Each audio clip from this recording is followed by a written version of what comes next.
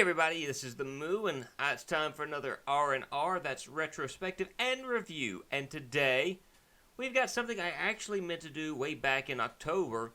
It's a game that I Let's Played the very first October that I ever Let's Played.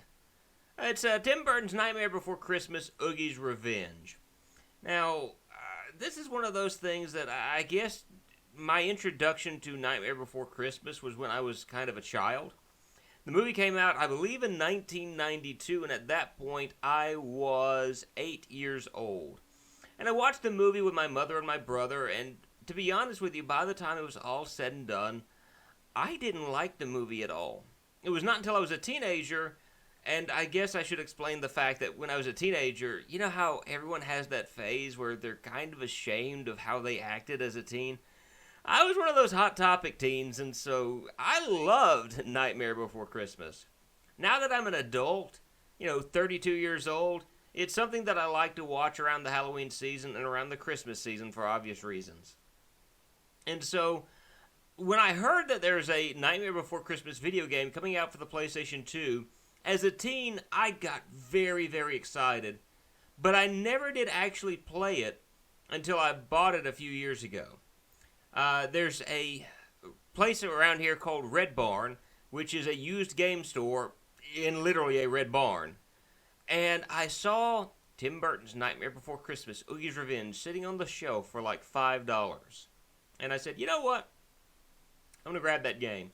And I never did really take the time to really sit down and play it until I was trying to figure out what I wanted to play for the Halloween season for the channel. And I thought to myself, you know what? Let's play this. And so let's get into the game and let's kind of discuss the story, the gameplay, the sound, and some of my final thoughts. And, being it's an R&R, not only am I going to review the game, give my viewpoints on it, but I'm going to give some of my thoughts, like my retrospective thoughts upon playing it, and even my thoughts now. So, the storyline of the game is as such. The game seems to take place a short time after the events of the movie. It's Halloween again, and Jack is tired of Halloween again. It seems that he really hasn't learned his lesson. It's not that he wants to run a new holiday, but he's bored with Halloween. He doesn't want to try to take over Christmas or something of that nature. He just wants to add some pizzazz, and you'd think he would have learned his lesson by now. Jack, last time you tried to revitalize a holiday, you failed big time. So do you really need to try this again? Everything went to pot when you did that. But anyway, he goes to Dr. Finkelstein to discuss a new Halloween. And Jack is given a device called the Soul Robber. If you want to know what the Soul Robber is, think of the little slinging hands that you got from the quarter gumball machine as a child that drove your mother up the wall. That's what all it is. It's big, it hurts enemies, but that's really all it is at the end of the day. And so Jack decides to go on a journey, probably backpacking in Europe or something, to try to revitalize Halloween. Now while Jack is away, Lock, Shock, and Barrel somehow bring back Oogie Boogie. More on that in just a few seconds. Boogie brainwashes Dr. Finkelstein, he kidnaps various members of the town, and transforms the vampire brothers into vampire bats. But he takes control of the other holiday realms as well, declaring himself to be the 7 Holidays King. Now I've got a question at this moment. How was Oogie Boogie revived? Now, the trio of trick-or-treaters simply said, It's leaving town. Now we can bring back Oogie. Yeah, how hard can it be? Was he brought back due to some kind of great magic, i.e. Maleficent from Kingdom Hearts? And if so, does that mean that Lock, Shock, and Barrel are the most powerful beings in all of the Halloween realm? Was there maybe a bug inside of Oogie that was able to survive the molten lava / foot stomps of Santa? Or was it because reasons, plot, things of that nature? The game never really states. It just glosses over the process and just says, Oogie Boogie's revitalized. Well, how did it happen? Look, Oogie Boogie's back. And by the looks of Oogie Boogie, it looks like the three just ran him through a sewing machine and boom, back to life. And getting past that point, it's up to Jack to save the day. He's got to rescue the town people. He has to rescue the leader of the holiday realms. He has to defeat Oogie Boogie again. And this is going to take him through various realms, such as Halloween Town. Halloween Town. A pumpkin patch, Halloween Town. Halloween Town. The sewers of Halloween Town. The mayor's house in Halloween Town. Halloween Town. Halloween Town. Halloween Town. The Holiday Forest. Christmas City. And Halloween Town's junkyard. I assume that's what that is that's Halloween Town's junkyard. I really don't know. I've honestly got to say at this point, I think from the standpoint, you've got all of these other holiday leaders that have been captured. I think they really missed out on an opportunity to take Jack to these other realms. Although I guess maybe in retrospective, as I say that, what are they going to do? How are they going to design everything? Is St. Patrick's, the St. Patrick's Day door, is that going to lead you to an area where the holiday leaders, the world is filled with like a bunch of drunken leprechauns? Or the fact that the Independence Day, by the way, why is there an Independence Day door? I just, the 4th of July door, colonial times, George Washington, Ben Franklin, all of them. And if that's the case, why couldn't they fight off against Oogie Boogie's minions? Anyway, I think they really missed an opportunity not giving you the chance to go to these other areas. Then again, they may have done that and it just blew up in their face. I'm just saying, that's just my opinion. But it's there in these areas that you're going to fight against the same enemies, but various colors.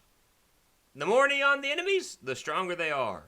And so you've got skeletons, neon skeletons, skeletons that throw boner rings. I still feel really strange saying that.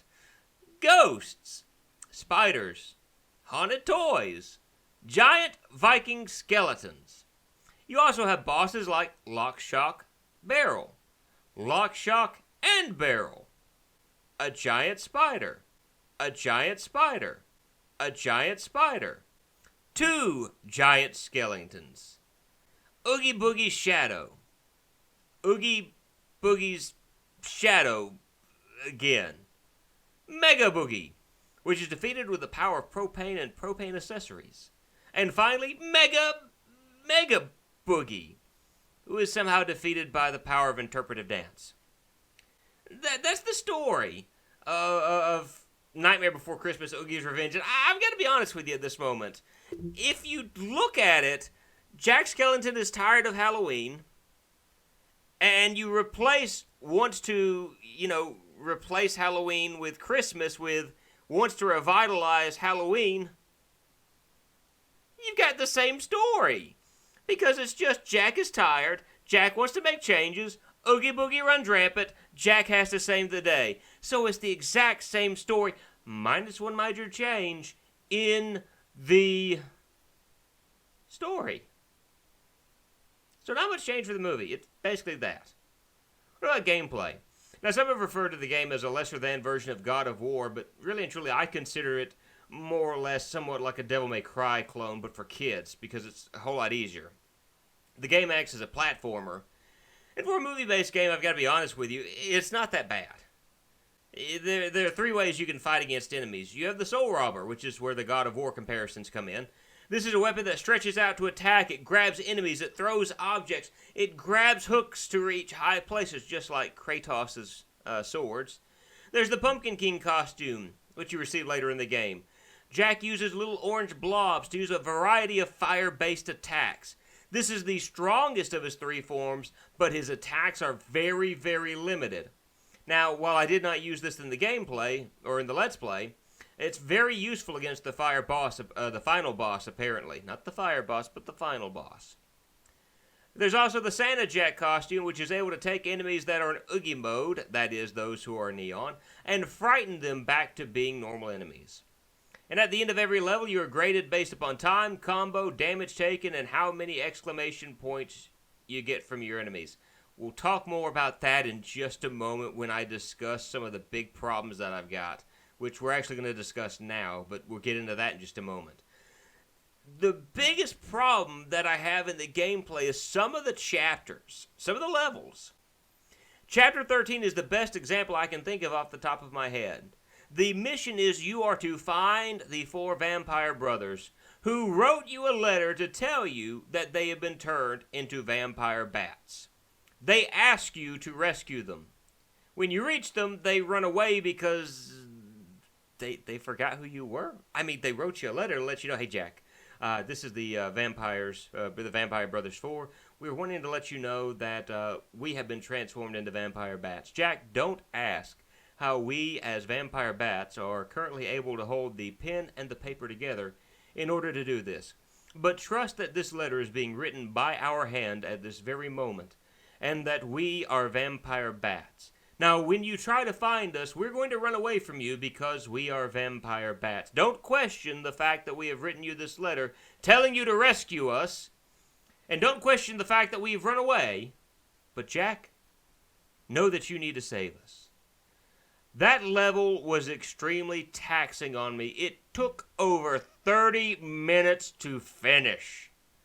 And I honestly wanted to quit the Let's Play right then and there. And there are actually some levels where it is nigh impossible to get an A or an S rank. See, you're graded on a D, C, B, A, S mode, or S ranking.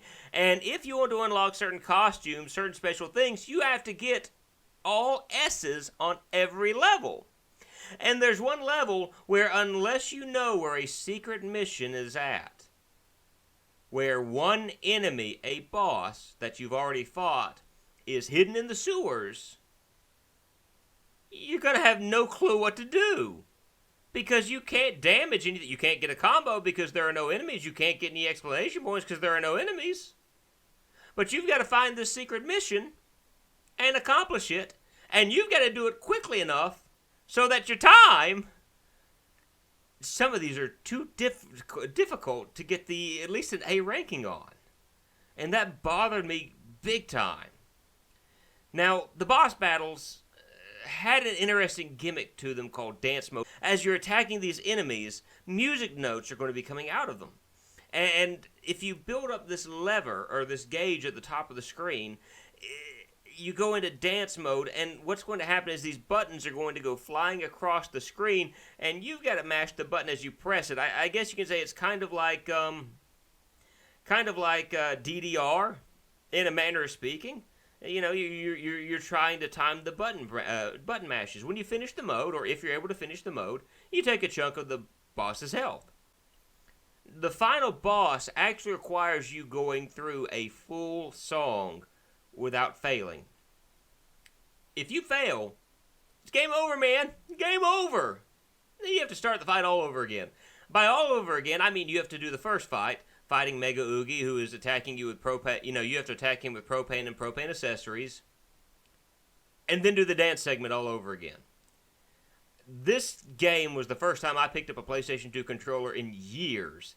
And being used to the Xbox button scheme, I made mistakes left and right, and I almost failed big time for the Let's Play.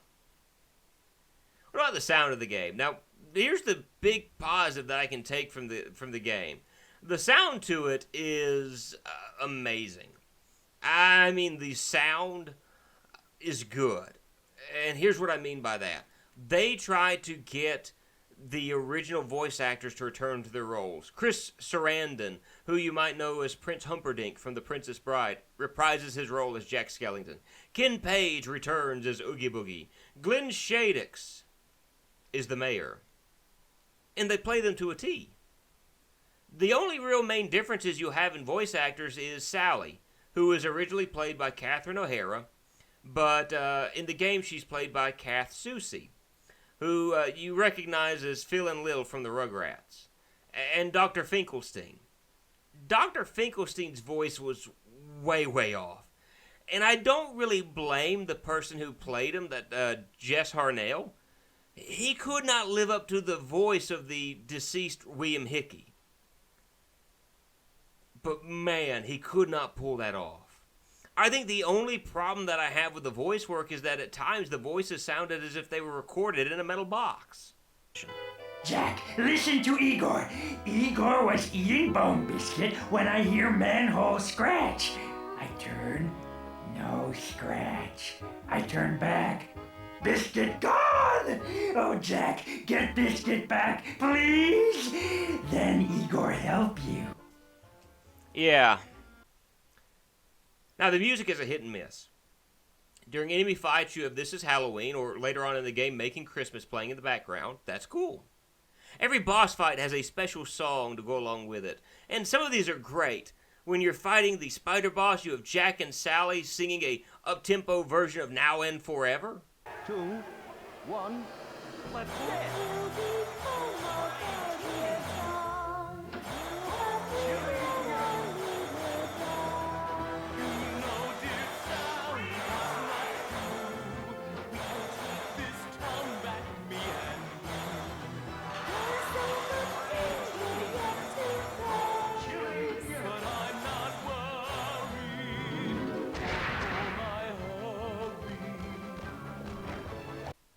Awesome.